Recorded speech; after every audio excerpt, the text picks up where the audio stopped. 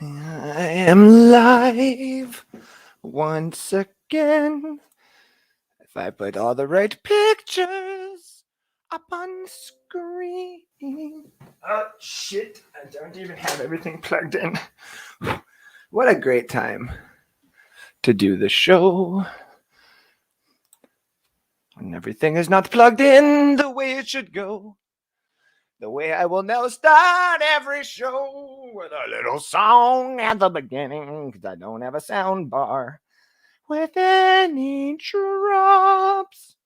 All I have is my voice and the music that I sang and sang and sang a lang, a twang, twang, twang. Man, are my going Florida Gators still getting like butt spanked? That would suck. Right at the 1 minute mark. Right on. Make sure everything is going. Make sure I have shared the show. Everything is so slow for me today. I apologize to all my viewers out there. I'm going to get this shit going in just a second. Once I can actually find my show. There we go. No. Whoa. What if I go here? There we go. Just like the good old days where nothing works. There we go. Now I can make it work. Boom! All right, coming back in. Hello, ladies and gentlemen. How the hell are we doing on this fabulous Saturday afternoon? I'm a little late today. I'm completely aware. I had some things I had to do, some things I had to get taken care of. It's not necessarily say I don't want to get into it. It's just I had to go pick up groceries. Sorry. Is that such a big deal nowadays? Can't be late because I had groceries to pick up. I'm hungry. My children are hungry. But welcome. It's North Sports Dynasty time. It's my time slot. It's my time slot. It's time for fun. That's right. It's time for a little bit of North Sports Dynasty in your face today. I'm going to turn this light off and see how that works for a little bit. Oh, that did not work. That did not work at all. Let me get back in. I'm sorry, Light. Let me sorry. Back in. Woo. See if it. Nope. What a little comedy show we got here going, but it's not that funny. There we go. It's just really, really bright. I wonder if I just have to turn that son of a gun on. Maybe that'll work. I'll figure it out here in a little bit. But hi, everybody. It's Saturday, North Sports Dynasty time. I am your host, Andrew Faubert, and it is time to get a little crazy. Yes, that's right, ladies and gentlemen. It's time to get crazy with me, your host, Andrew Faubert. We're going to be talking some Dynasty today. We're going to be talking a little bit of the Buccaneers today. I'm also going to throw out to you the question that everybody has no idea online about, but we're going to try and get a general idea on who is the top 10 best teams in the NFL right now and who will probably end up being the top best teams in the NFL. Who are those superstar teams?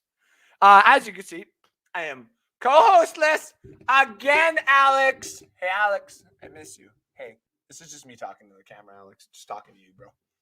I miss you, man. It'd be really nice if, we could sit down on a Saturday and have a nice show and tell everybody about certain trades that we made. But it's okay. Don't worry. I brought it for everybody. Boom. There's the first thing that we're going to get off the bat. In Dynasty, me and Alex have made a trade. That's right. I dangled a Lion player in his face, and it finally worked. But I had to give up a very injury-prone Dalvin Cook and my first-round pick of next year. But in return, by the way, I have Josh Allen. So give me that Darnold Knox all day, every day. Give me another running back. Give me Singletary. And give me Alex's first-round pick of this year. Who won this pick? I mean, I'm always going to vote me. But I actually do think Alex probably won this pick because he's essentially got two elite to superstar players, and he's got my first-round pick last year. I only have arguably the best tight end of this year right now and two running backs who I don't know what the hell they're going to do, but Alex isn't doing that great in Dynasty this year, just right now. So his pick is the first overall. It's the way that it is. This is also I could say like an off-the-cusp episode today, basically talking anything you guys want to talk about. talk Dynasty and stuff like that. But we're also going to talk everything and anything as crazy as possible. And I'm going to bring on people. I'm going to bring on some fans and some co-hosts of other shows and people who have just been absolute pleasures to be around since I've basically been on this network. So I'm going to drop the StreamYard link out there into the public for everybody if you want to come in and talk. But I got one person that I know is going to want to come in and talk. I needed that little drink of agua. Mr. Matt from OKC. How we doing? Hey, man. How we doing? Can you hear me? Yep, I can hear you. Can you hear me? Okay. Kind of had a look on your face like, what the hell's going on? Oh, it's Saturday, man. That's how these shows are. I don't even know what the hell is going on. How we doing? Doing pretty good. That's had good. a That's good. had a Arkansas Auburn game on there a little bit. Auburn's taken off with it, so it's not nearly as much fun as it was last week when they won. Arkansas, that is. Yeah, I was going to say, I haven't really seen any of the scores besides my Gators still getting spanked at the moment. Like, what the hell, guys? It's just LSU. My God. Yeah, I'm pretty high on the Wildcats in the SEC. They're shaking up the world. So that's coming on a little bit later. I'll have to catch that game. I'm literally just scrolling on some of the games right now. Yeah, look at the Cincinnati here. Arkansas on a little bit behind Auburn. Georgia and Kentucky are going to kick off here pretty soon. Yeah, I just literally woke up. Me and the fiance decided to literally stay up till like 3:00 in the morning, just sitting there talking and what else? We cuddled and watched the movie. That's all we did. All right. Okay. And she's the greatest mother ever. Wakes up with the kids. I sleep in. Somebody has to do it. I mean, yeah, but I should probably start doing it. Like, obviously. Let's talk about some of these college games here, quick. I mean, do you honestly think Cincinnati's going to sit on top all year? I don't know about Cincinnati. I haven't really caught a lot of their games. I'm more on the SEC bandwagon, but they're getting a lot of fanfare, I guess. Mm-hmm. Are they going to be the national championship? Nah, that won't happen. So really what it boils down to is, at the end of it all, who's going to be there? And that's going to be Alabama again. And it cuts out all the bullshit. Yeah, it's going to be Alabama by the looks of it. Georgia will probably give them a respectable run for their money, but I don't think they'll really do anything. Gators ain't going to do shit this year, but that's the Gators are in their transition. For another year or 2 or 3 or 5. They're kind of like FSU. We are not anything like FSU. How dare you? Neither one of those teams has been able to recover from the loss of a big name coach. No, that is true.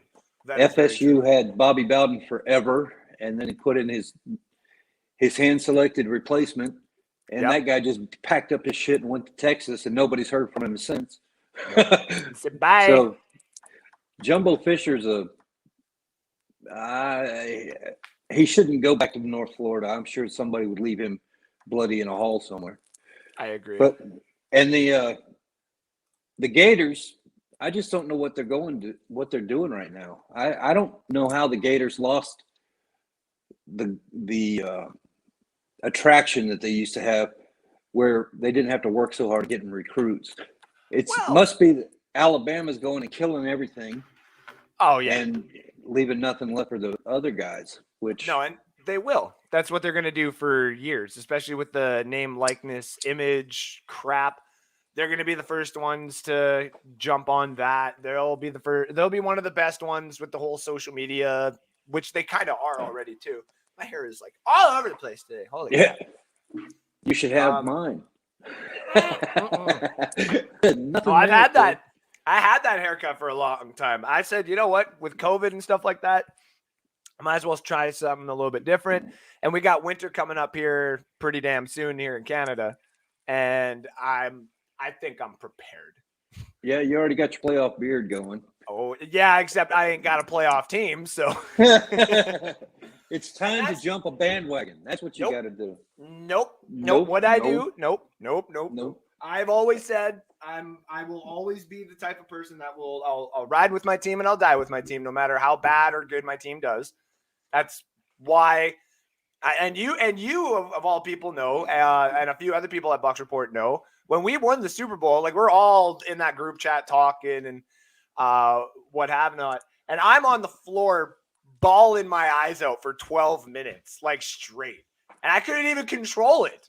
I literally could not control it. I hit the ground. My fiance is like laughing and crying at the same time too, because I just never thought I'd be able to see the day as an adult that they'd actually get over that hump that everybody's been making fun of me for. I thought I was living my life as a make-believe type of guy. And here's the funny thing now. That happened one time in 18 years. Yeah. And all of a sudden, when you read all the Buccaneer pages, everybody thinks that we're supposed to win every single damn game. And we should never have a day where every single player on the team is supposed to get 100 yards or more, regardless of the situation.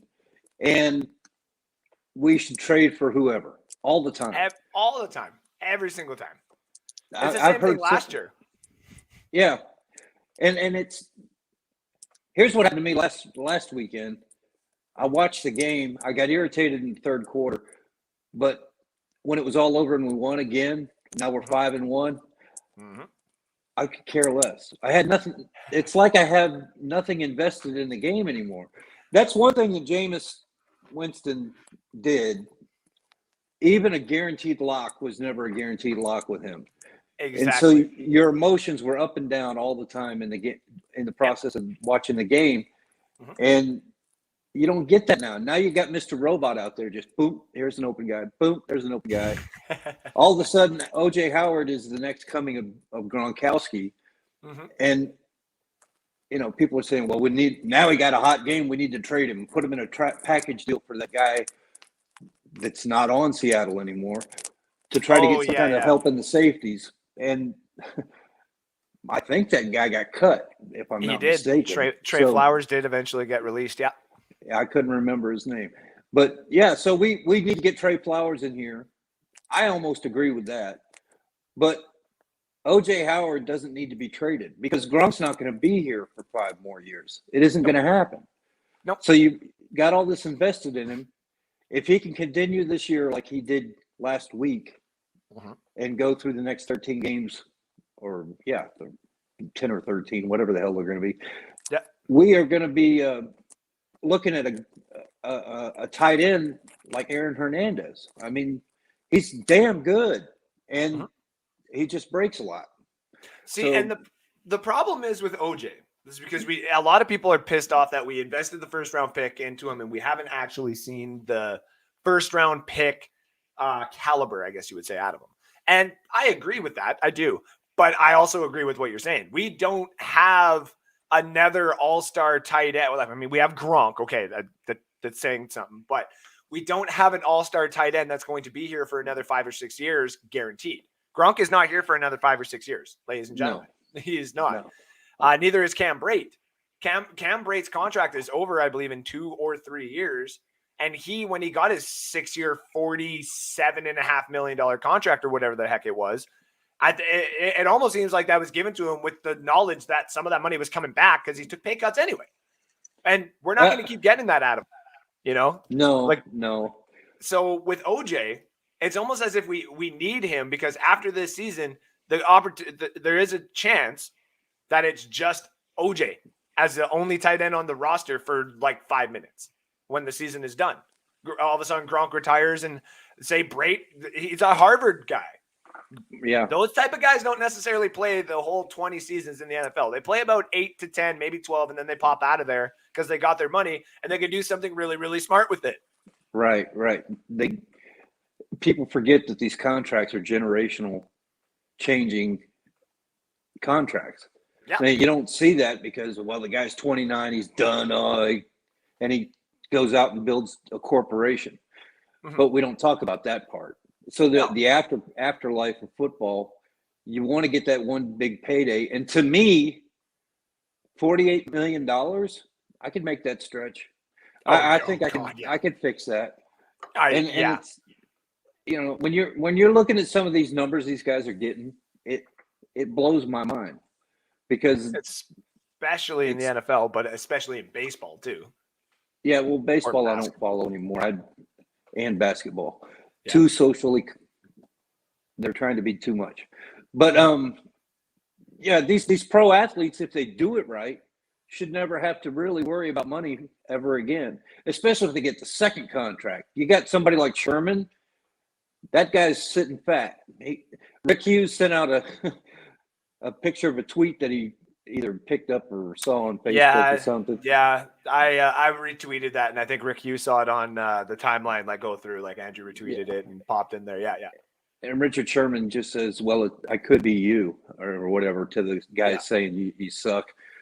And the guy's rebuttal, the guy's like, I'm not gonna lie, the guy's clapback was pretty good. I'm not gonna lie, like as a social media shot like across the bow between each other, it was like Richard Sherman could come in there and just shut this guy up with his comment, sure, but the guy's comment back, I was like, low-key savage, like, well done, okay. I liked it. It was just when you stop and think about that, people, it's the money that you're saying these guys from Harvard. Look at Fitzpatrick, man. That son of a bitch has got Harvard plus $80 million in his pocket. He knows why he doesn't want to lose the league. He doesn't want to leave the league. $5-7 million a year, whatever he gets for a 1-year contract, I could make that stretch. I really could. I could make that work. And I don't see where what I was getting to was that a lot of these guys get out of the league and the money quits pouring in and they don't know how to act. Yep. And they end up in bankruptcy, and it just blows me away. But you're right. Sorry. Well, I was just gonna say, go ahead. Go ahead. Go. I was just gonna say I've told my fiance before, like, honestly, if we got $100,000, I would make that work for the rest of our lives. You know what I mean? Like, we'd be fine. We'd still be working, but like, we'd be fine. Yeah, I got to say, to be honest with you, I had that happen once, and $100,000 is not a lot of money. The one thing is, $1 million is not a lot of money in the real world. When you start thinking, what's going to happen in 2 years? Every car on the market is going to be 60,000 plus. Yeah. Because of lithium batteries. Who the hell? How are my kids going to get out of high school, get a job, and get their first car or whatever, when the median is that high? Mm-hmm. I mean, when I got out of high school, 82, 83, when in that era, you were lucky to get a job for $8 an hour as a high school graduate. Yep. And rent for an apartment was $970 in Tampa for a box. It was a bedroom, a living room, and a little kitchen in the front. And and that was in 1982 or 83. So it hasn't gotten any cheaper, I'm quite sure. So well, it's just, it might be around the same price actually now, like for some little condos up there, $975. But you're still looking like almost double that for basically something a little bit bigger. Yeah. Yeah. Well, if you have kids, you can't live in what I was living in. No. That's the thing. Even if you just had a newborn and you had a crib in the bedroom, there's not enough room for 3 people to not bump into each other in a little tiny apartment like that. No, exactly. And that kind of happened to me in Arizona. I moved from Arkansas to Arizona with AT&T, and we got an apartment on the internet, and we moved in. There they have 3-story apartment complexes almost everywhere, and I didn't realize that. We got a second story, so we had a guy above us, but the guy below us came up one day, and my son was 18 months old or so. And you know how that works. They're just running and racing all over the damn apartment. Yeah, exactly. He thought we were having a party or something. The guy came up from downstairs and knocked on the door. Well, he didn't knock. He banged on the damn door like a cop. And I went to the door and opened the door up, and he saw my son standing there. And he says, "Oh, geez, I was going to yell at you about this noise and stuff, but I can't. I'm like, no, and I just, it's cool. Shut the door and like, go away, you dumbass. Leave me alone. Hey, But Florida tied it, by the way. Oh no. Yeah, it's 42-42. 5 minutes to go. 5:50 to go. I know LSU's got the ball. I don't have the game on just because it was a little like weird. My internet was being a little weird today. So I was like, this is one of the other reasons why I was like a little late even going live. I'm like, why the hell is my internet being like this? But yeah, it's 42-42 apparently. So what do you see on the Auburn Arkansas game? Auburn final Auburn 38, Arkansas 23. Yeah, they never did get back into it. You know what team though? I'm gonna tell you this because I put my betting lines down there too. There's 3 teams in college football right now that I am winning money on almost every single time that I bet them. And I bet the spread on them every single time. Number 1 is Florida. Like surprisingly, Florida for me every time, like I've hit them 3 times and it's sporadic. I know there are like 50-50, but Florida, like it's my Gators, even though I'm a homer on it, I'll hit the spread on them every time. Number 2 is Liberty. Liberty has a quarterback that actually might go in the first round. We're talking like a Lamar Jackson type, might all of a sudden get taken at 32. Where is Liberty? I've never heard of that school. I'm not too sure where it is either. But I know Willis. I gotta remember his last name. That quarterback looks pretty fucking good, man.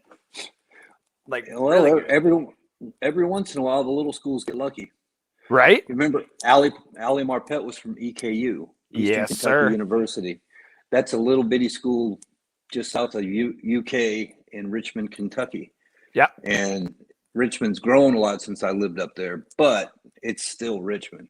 I mean, Richmond is applying for freaking NHL, NBA teams now. They are applying for a football team.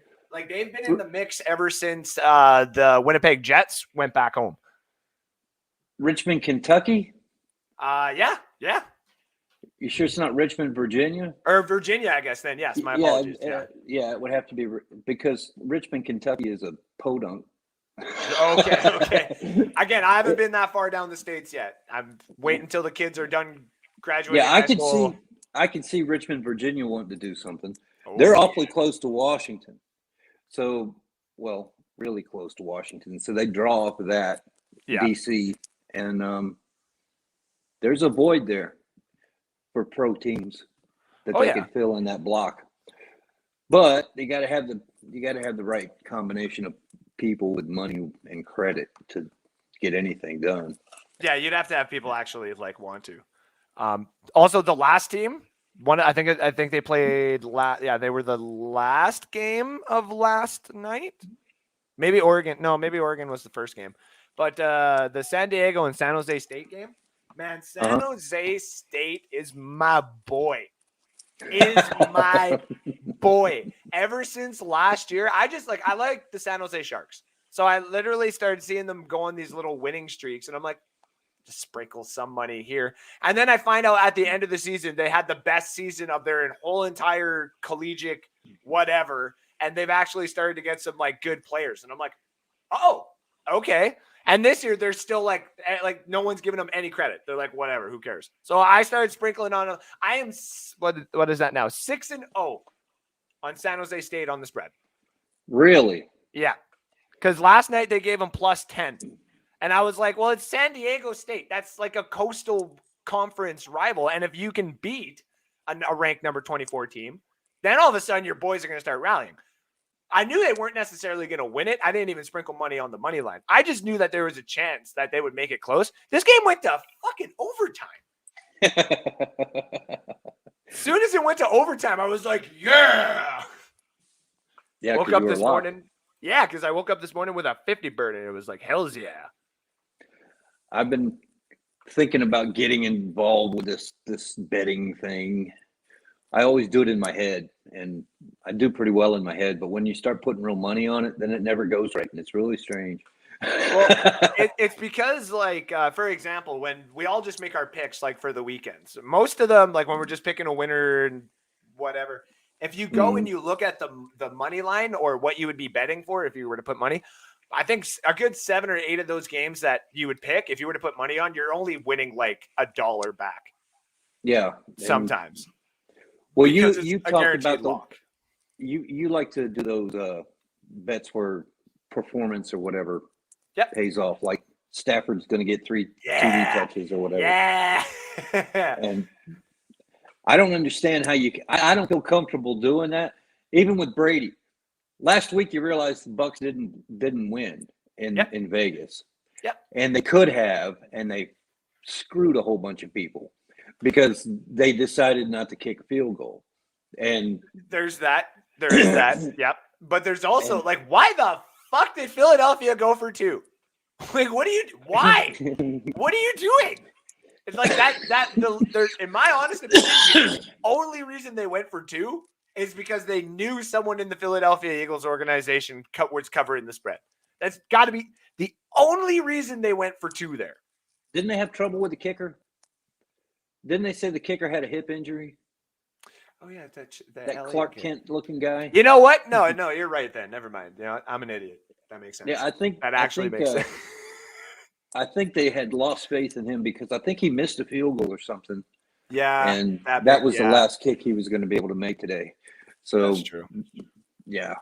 Okay. But Tampa was the one who screwed you. Brady. Yeah. And Byron Leftwich. Byron Leftwich can't get a free meal anywhere now because he screwed over half the damn city on a 10-point spread. He just decided, well, we're just going to kneel this out. Yeah. And Vegas was like, yeah. It's quite funny too because there's got to be someone has to ask the right question to Brady or one of these coaches at the end of the year, where Brady, when you took a knee at the end of the game, for the first 2, you went back, but for that third one, you went forward. Is there a specific reasoning for that, Mr. Brady, or is it for fantasy football purposes? You really think so? I don't want to start the big conspiracy. I'd have to see more, honestly, and I don't think Brady of all people is going to be the one to do that. But it's starting to get to me as a fantasy guy, where I know Brady is clicked into the game. I understand that 110%. And most of these other quarterbacks and even running backs, blah, blah, blah. And I'm just talking about the knee thing here. For example, I think it was 2 or 3 weeks ago, Dak Prescott taking a knee at the end of the game screwed so many people out of fantasy football wins, including me. I actually was losing. No, I was winning.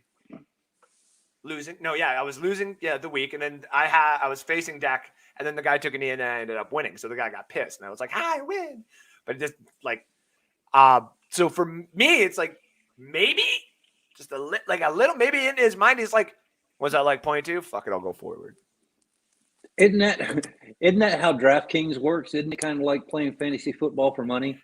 Yeah, so the draft, I can't do DraftKings up here in Canada the way that I would like to. And I got a lot of Canadians that message me too, being like, oh, but have you tried this end? And I'm like, I don't like our odds here in Canada, though. Our odds here in Canada are just inflated to win a little bit of money off of Vegas. That's all it is. Like, I've seen it. I understand the numbers now, respectively, where I'm like, you copy Vegas, you put in like -5 or -10 added to your own line.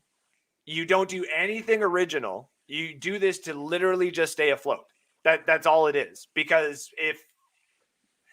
and I'm not trying to sound egotistical here. If the rules were different in Canada, if the rules were a lot different in Canada, where you allowed someone like me and a few of my friends, like Alex, for example, to create like a whole network of shows where we could all of a sudden exploit and create our own lines or start making the people who do the lines in Canada switch the lines, I would do that my entire life, because I'm getting completely pissed off at seeing, for example, in the States, Pat McAfee can make a -110 go to +110 for some of these games because he's a big megastar. We don't have that in Canada because we don't have fucking megastars that care about betting. Like, and even if they do, they're manhandled. Like the NHL can't do it. Really? Nobody from the NHL can sit there and be what do you call it? Sponsored, I guess you would say, by a gambling site, because it goes against the regulations. And it pisses me off because I'm not going to lie. I would love to see nothing more than Crosby at the end of his career, which I hate. I am not a fan of Crosby. The only thing that Crosby's ever done good for me is win the golden goal in 2010. Thank you for that. Now fuck off. Like, that's just me. That being said, I respect the player that he is, and I hope that he gets his money at the end of his career, but he's not going to be able to because there's no other endorsements that he can go and do. He can't do like poker, whatever, poker stars. He can't go do bet roulette or whatever the heck it is. He can't do any of that because he's in hockey. That's not the same Crosby that was on the Olympic team. There's no way. Yep. I'm talking about the Miracle. Oh, no. All right, we had our Miracle. You guys had your own Crosby. Yeah, we have our Crosby. See, I don't follow hockey at all, but I know that name because I remember that team. That was an incredible week. That was an incredible run. I've seen that movie. Yeah. I've actually seen a couple of documentaries, and I'm like, you know what? Okay, props to the Americans because they got their really amazing gold medal. I'll give them that. But it's for me, like as a Canadian, I've always used that joke. And it's just like, because they got that Miracle on Ice, now they think they're the freaking best of all time, and blah, blah, blah, blah, blah. It's like the Yankees, except they actually have a lot of titles. But actually, no, it's like the Maple Leafs. They're like, well, we still have the third most Stanley Cups of all time. It's like, yeah, but how many have you done lately? When have you won one? Since 1967. So, bye. Which, by the way, our hockey show is not this weekend. It's not going to follow this show. I actually wanted to have Mr. Loosemore on the show. He is actually... Where is that guy?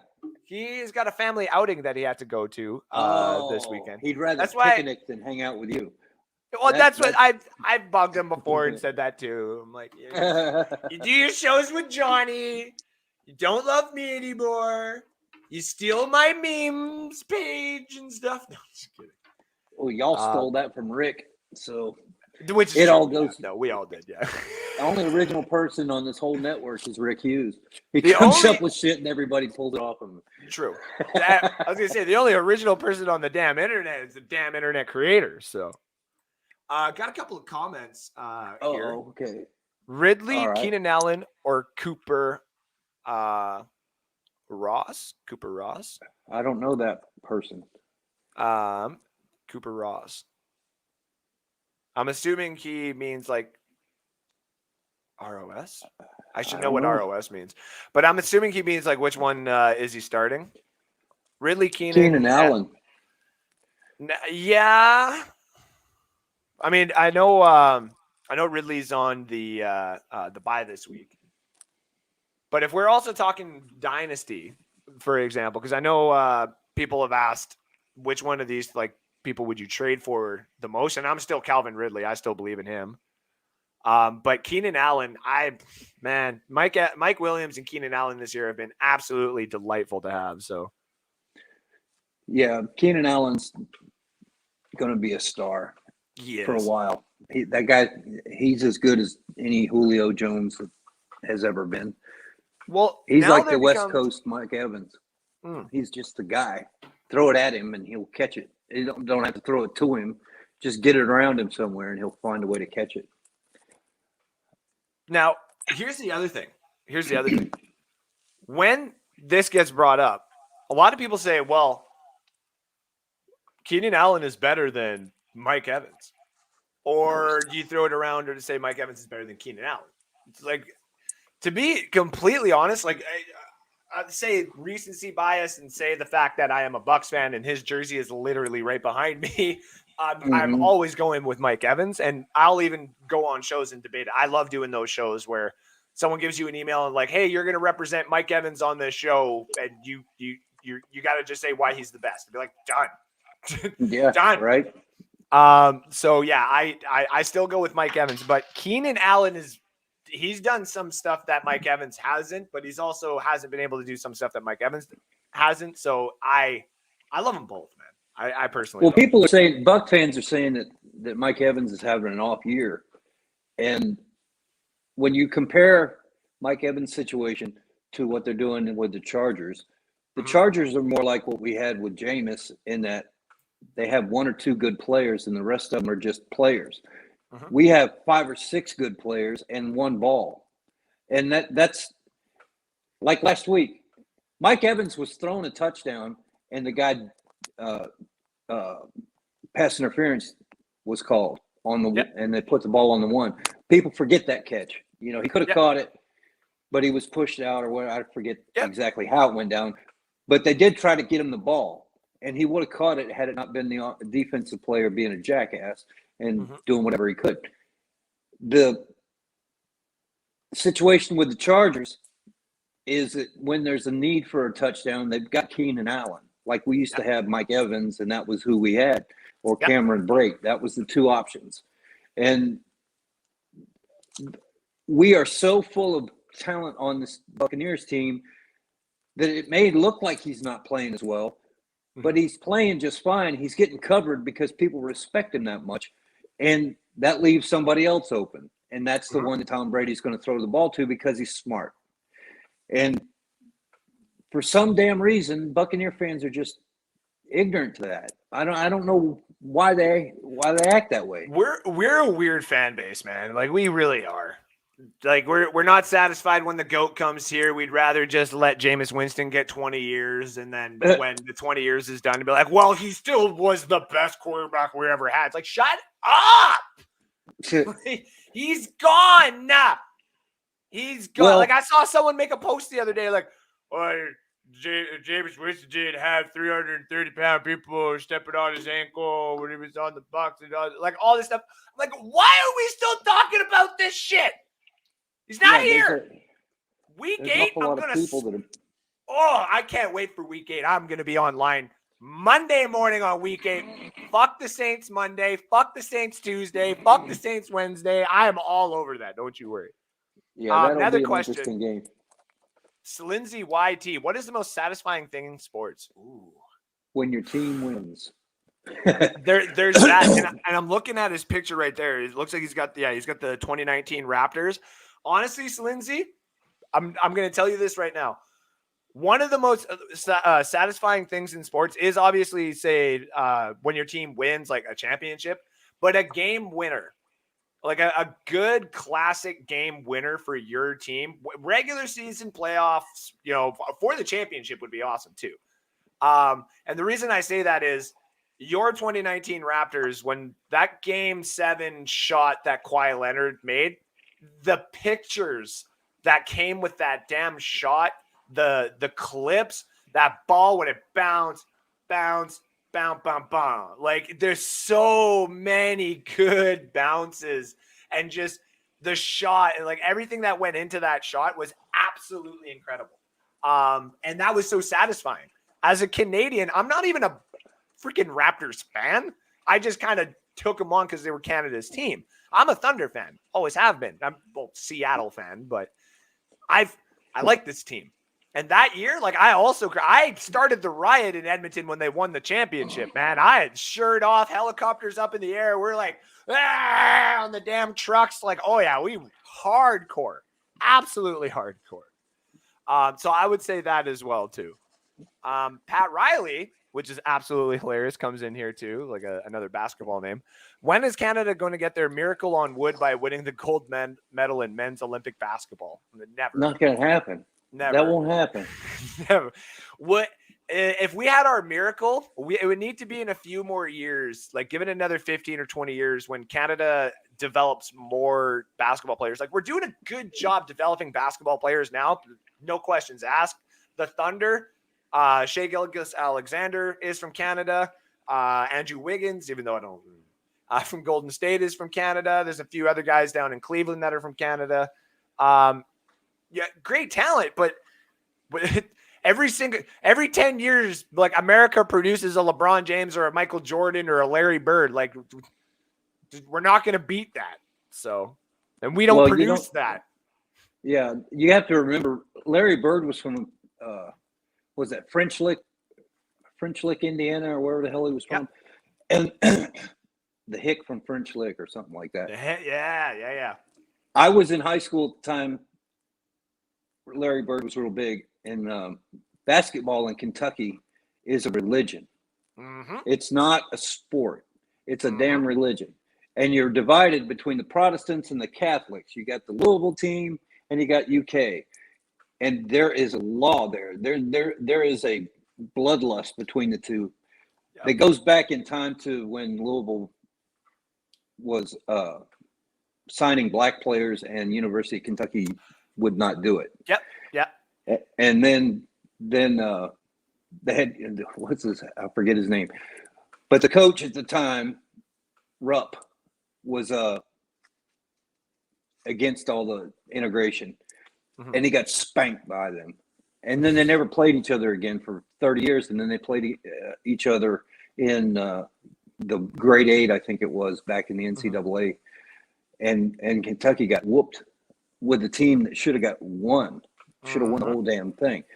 But they didn't want to play Louisville ever. And now they're doing it every year. It's a one-off thing, one home to one away every other year. And people in that part of the country, this is where I was going, start playing basketball when they're like old enough to walk. You give them a basketball and you teach them to dribble, and they dribble to school and they dribble home from school. Yeah, I've seen that too. And yeah. I literally thought that was a joke. But no, I've showed my fiance that too. In the States, especially, we don't necessarily have that here in Canada. But hockey is different. Like I got guys on my timeline that talk about waking up at 4:00 in the morning, getting to the arena at 5:00 in the morning, sleep until 6 until the game starts because their mom had to go to work, kind of thing, or whatever it was. Like, it is a religion up here for hockey too. But basketball, yeah, in some of those southern states or even some of the northern or mid states there, especially football in Texas is like damn religion as well. Yeah. And what you have to understand is America produces basketball players because we're America and it's our damn game. We actually created that game. It's not baseball. We didn't create baseball. We created basketball. No, you did not. We did. We created basketball. Really? Okay, yes. Fine. You go look that up. But you perfected basketball. The Europeans have a very deep basketball thing going on over there too. Even though it's a different kind of game, it's still basketball. Yeah, it's like more Canada, Olympic than anything. Yeah. And they got the international rules and all that crap. Yeah. But the thing I'm trying to get at is you've got America first, then it's the European nations, then it's the Asian players, and then somewhere down the road, you got Canada trying to catch up. Exactly. And you're not going to catch up for 100 years. It just won't happen. But I do create good players every once in a while. And when they do come out, they're usually very good players. Yeah. But they're rare. But yeah, they are rare. And the last little bit, it's been like, okay, awesome. Like, we're getting some more here, but it's not enough. I need more. And then the other thing was with regards to this, like say our miracle on wood. I actually think the miracle that he might be talking about, or the miracle that we might have.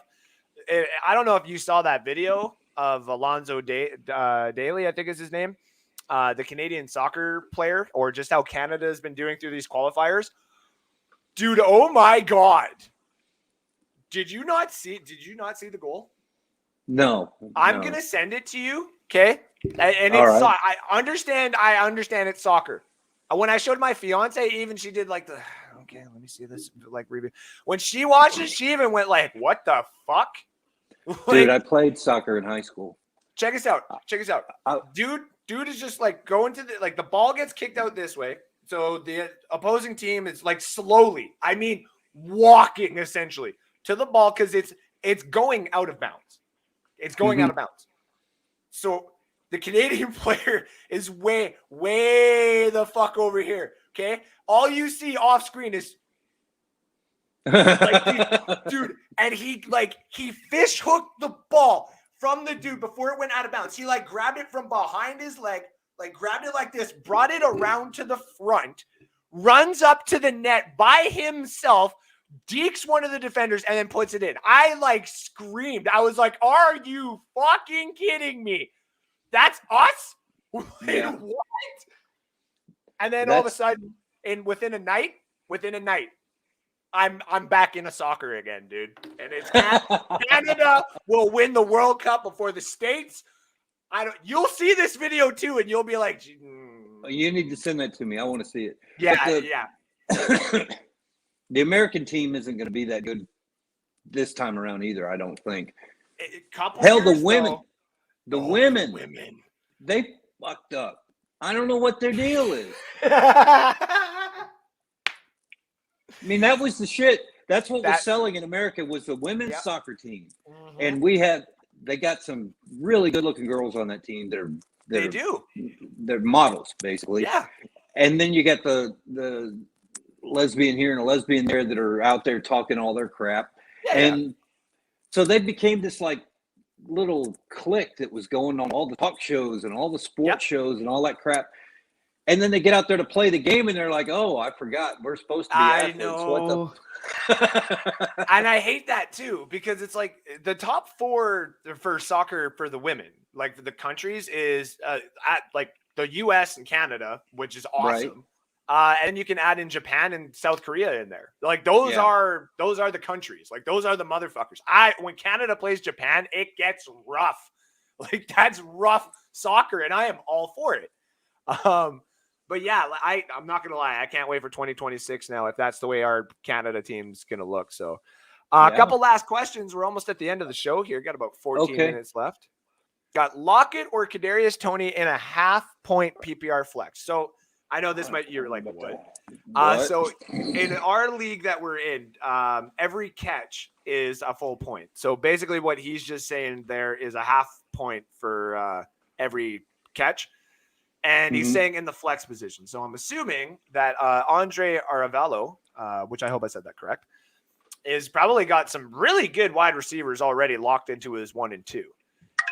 Here's the fun part. The fact that I had Kadarius Toney in my flex last week was and I go and I look and he's got 31.9 points. I was like, okie dokie. So in a PPR league, oh hells yeah. Now here's the fun part. The reason why this is getting brought up is because Kadarius Toney is doing a slow, gradual climb towards his targets with everybody being injured. And it may start to fluctuate down a little bit more now that people will start covering him.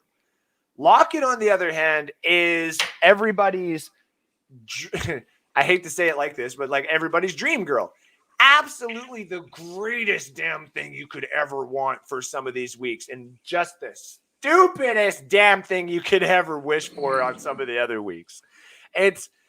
That's like Lockett could easily get you 45 points one week. But then the other week, which we've seen, which is the infamous story of last year, puts up, 44 points.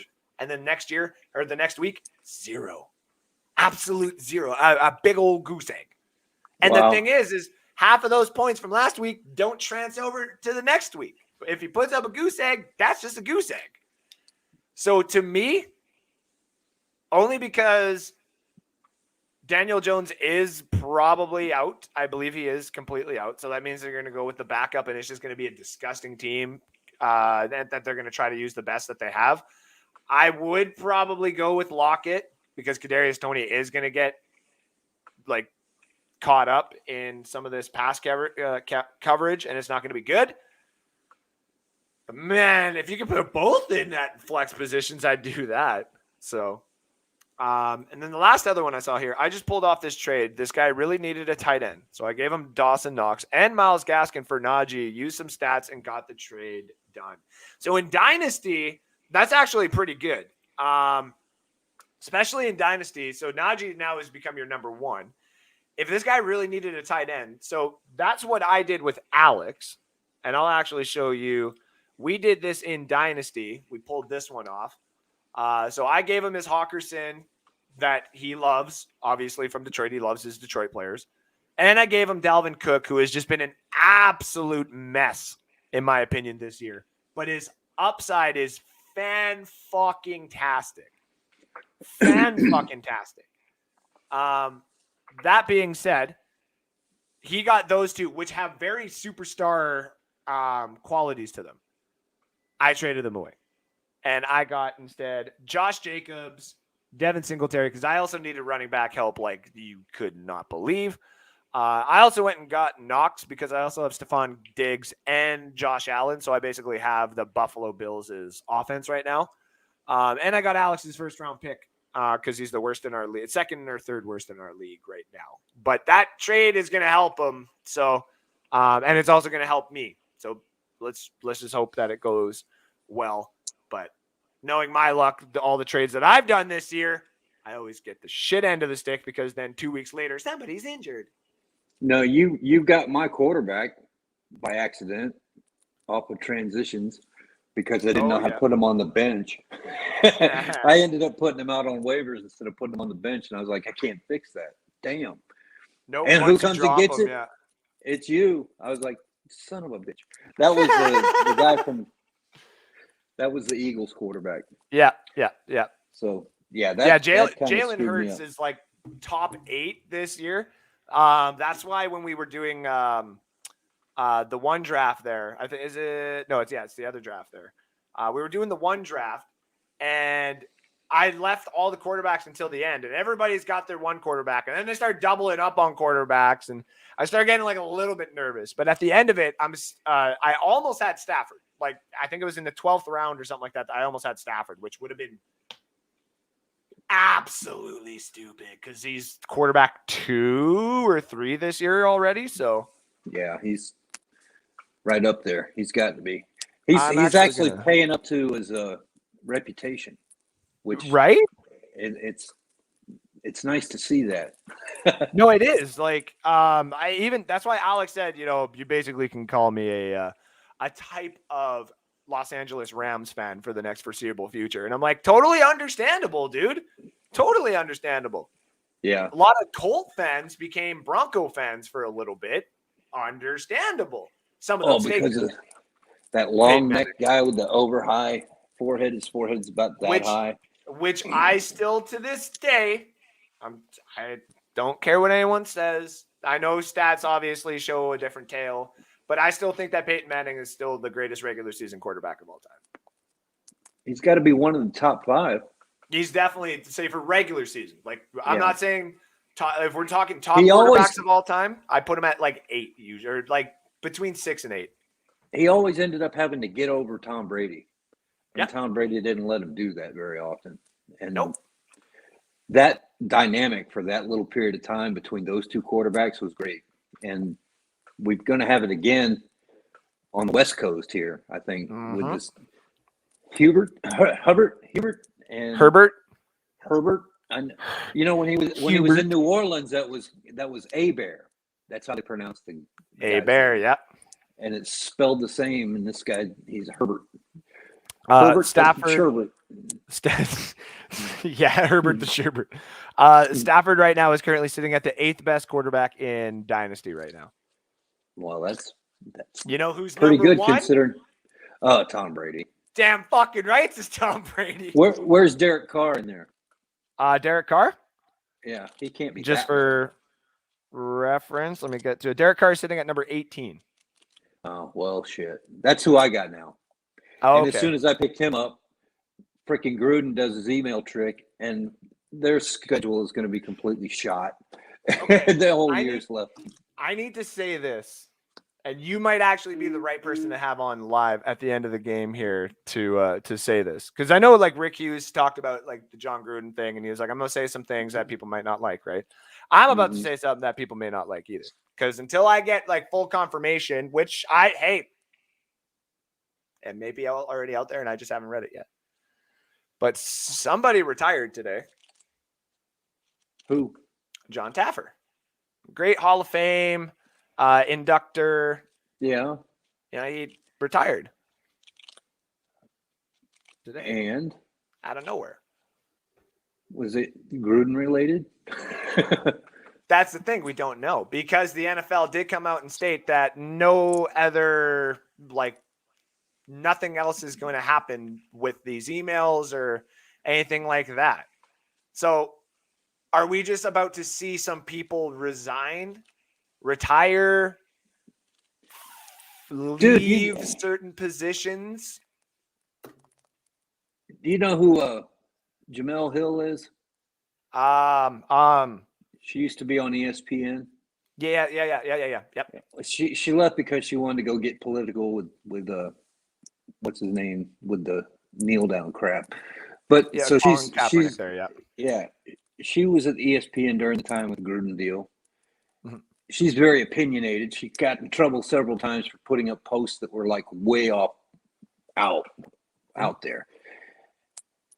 So does ESPN now go back through all of their employees' records and scan the server to make sure that John Gruden was just the only one? I mean, how would you like to be on ESPN right now? And you've been getting away with this good old boy network behind the scenes talking shit. Now all of a sudden it's mainstream, and you'll start. It's one of those things where Gruden got in trouble talking like he was out at the farm on a bonfire party with a bunch of drunk guys, and they were using that language that you do, but you don't take that to church. When you go to church, you got something else you talk about. See, different way of speaking. I interject for a second and then I'll let you finish because I actually agree. Now it's like back in the day. Okay, think about this. Back in the day, before the phones and everything like that, if someone was to get offended by something that was said, right, in a perfect situation, whether we're talking in the South, up north, in a big city, little city, across the ocean, whatever, right? Someone says something or does something that's offensive, right? Now, in a perfect world, say me and you were, I'll just use this. Me and you are working at an auto body shop. You're my boss. You're not doing anything like inappropriate. I just come up and I'm like, hey, Matt, I just don't like how you laugh at my red beard. Okay. If you see, and he goes and starts laughing. No, it's fine. But it's like, and so if I bring it up to you and it's just one of those things and it's silly and you go, listen, it's silly that you brought this up, but I understand we're going to get past it, whatever. Perfect world, that ends there kind of thing. We find something else. Life goes on. Back in the day before phones, if someone were to bring it up, an old douchebag before, and I say douchebag to just kind of solidify the situation. An old douchebag would be like, screw you, red beard. Your red beard, blah, blah, blah, blah, blah. Now it's almost like if that conversation were to happen, say in 1998 to 2010 era, where social media is just kind of starting to get around, right? Now all of a sudden, like those old guys are going on typing the emails away, blah, blah, blah, blah, blah. Basically doing the same type of thing, but now with the emails. Nowadays, because the younger generation is, say, taken over the internet and the social medias as their own, and they have the time, because I'm going to say this as nicely as possible, they have the time to do it because they want to, not because they have to, because they want to. They're invested in finding these things because the internet does that. It's basically just a big trove of hidden treasure hunts that are out there. Now, all of a sudden, like if you're saying it respectively, say from 2010 on, that stuff is all of a sudden there. So if those old guys didn't necessarily get the picture where, you need to learn to adapt and stuff like that and stop doing that, then you get caught. But in this situation, obviously it happened where John Gruden was still doing it, learns maybe say 2016, 2017 era where you can't be talking like that and then stops, but it comes back and bites you in the butt. That's where I have the problem. Exactly. He didn't. I'm the same age as John Gruden. My grandfather used words that you don't use anymore. Same with mine. He was 80, 90 years old, and he grew up in a certain kind of world in the deep South where things were a certain way. Yep. And that doesn't change because the years came by. He's going to stay the same way he is because of who he is and what the environment that he grew up in. What are we looking at here? Oh, no, you're good. I'm just fixing my camera. Oh, okay. And so what I was talking on Rick's show about, in the 70s, there was 3 major sitcoms that everybody watched every damn week, all the time. Yep. Archie Bunker, George Jefferson, and Sanford and Son. Yep. Those 3 sitcoms would not get past the not even what do you close. Think about it? They wouldn't not get even close. Anywhere near on the air. But they were influential in society in that time period.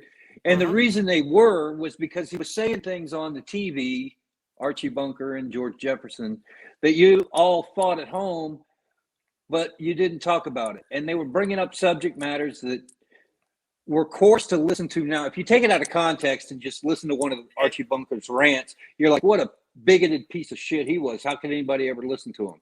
Mm-hmm. But if you took the whole situation and the whole half hour, you'd understand he was making social commentary. Exactly. It's the same thing with George Carlin. He would have never had a career today. Him and Lenny Bruce would have never had a stage to stand on. Mm-hmm. Dave Chappelle, right now, his whole freaking company walked out on him because he wanted to. They fired that employee before the walkout. Okay. Well, I just saw a blip of it last night on Fox. But Dave Chappelle, if you listen to him and you don't get caught up in the fact of who's talking and what he's saying, listen to the message. Yes. And he's rarely wrong. Mm-hmm. Rarely. That's why he's one of the best. That's why if you take the Mount Rushmore of comedians, say this is just me. It's sorry, give me the old. I can't remember the big puffy black-haired gentleman who is really, really, really, really savage. That's probably Lenny Bruce. No, I want to say Andrew Dice Clay, but Andrew Dice Clay was white, was he not? Yeah. So Andrew Dice Clay, Bill Hicks, Dave Chappelle, and the other guy that I'm thinking about that I can't remember for the fucking likes of me. Richard Pryor? Thank you. Richard Pryor. It would help if you said he was a black guy. Then I would have known that. I did. Right off the bat. You said he had big puffy hair. Oh, right after that, I did say that. Okay. But anyway. That's me. That's what I would say, because every generation, the comedy that they did was different. And some of that stuff that we say that's not allowed nowadays, totally understandable, because that's just what the generation was. But the problem is when you start putting a limit on comedy, that's where all of a sudden, say the freedom of rights of people saying and stuff, that's where I agree. I don't agree with it. Well, that's the world we're living in now. We're getting to the point now where I can't let it slip something, a quip. You and me, me and Alex have done it a few times too, right? So I say things from a 57-year-old person's point of view, and it doesn't mesh with a 20-year-old necessarily today. But it doesn't mean I'm wrong. It just means that I said it. And that's kind of how I look at things. I've gotten to an age now where you can say, what a dumb old man, and laugh and walk away from me. I don't care. Yeah. Now you know where I stand, and I don't give a shit if you like it or not. And that's kind of, you earn that as you get older. Exactly. So, but the thing with Gruden, I have to wonder where it's going to stop. I mean, sooner or later, NFL is, they may not say it out loud, but they're going to have to go through all these interchannel emails between the coaching staffs and the ownership and all that stuff. And as sure as Richie Incognito made a remark about racism, and he still got a job back, but that doesn't mean his email's clean. So if you, it's also the same thing with the NHL. Just to point note, the NHL has started to do that where they're like, okay, some of this old school mentality of hockey coaches, you got to fucking go. You can't just keep like going at people's heads because some guy slashed you a little bit. No, like the NHL is getting away from that. The NHL is still one of the three big organizations that had CTE dropped on them. The NFL, the MLS, but MLS basically we're talking like Euro soccer because the ball hit in the head, which actually I found out is like right up there with football. Like, is it really? Well, yeah, but Ronaldo kicks a ball at your head. It's not even that. Velocity. Even like a goalie kicking the ball completely straight up, and then you having to jump at that ball's velocity coming down onto your head. I even was like, nah, man, you got to be kidding me. And then you see some of the brain scans of some of those players. It was like, oh my goodness gracious. Are you actually kidding me? Like these poor sons of a bitches. Like I get it. So you froze on me. You still there, brother? Oh, no, I lost Matt. But it's actually okay. I got to say bye to Matt because I got to get the 5 starts and sits and slumps out of the way. Then we're done for today, ladies and gentlemen. My 5 slumps. Let me just get the 5 slumps out of here. Number 5, Kenneth Gainwell. Starting to slow down. They're starting to figure out that they got 2 running backs that can pass. Not many people are going to let him have it.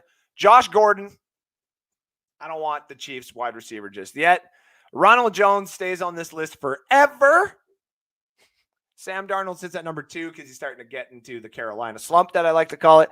Number 1, Emilius Zacchaeus, I believe, or I can't remember how to say his first name. He has been an absolute disappointment. You are not going to want him. Hello, welcome back. I'm just going over the slumps right now, and my sits and my starts, and then we are done. So, okay. My 5 sits. I had a power outage here. Oh, weird. We just had just browned out. Weird. Number 5 for sits, Jerick McKinnon, the running back from Kansas City. I know that Damian Williams is going to be going. I know they got a couple other guys here, but just sit on them, take them, be cautious. Number 4, Randall Cobb, wide receiver from Green Bay. Number 3, Chris Moore, the wide receiver from Houston. I got number 2, Brandon Bolden, the running back from New England. And number 1, Rashad Bateman from Baltimore. Do not go crazy on Rashad Bateman right off the bat. But my top 5 starts of the week. Number 5, Dan Arnold, tight end from Jacksonville.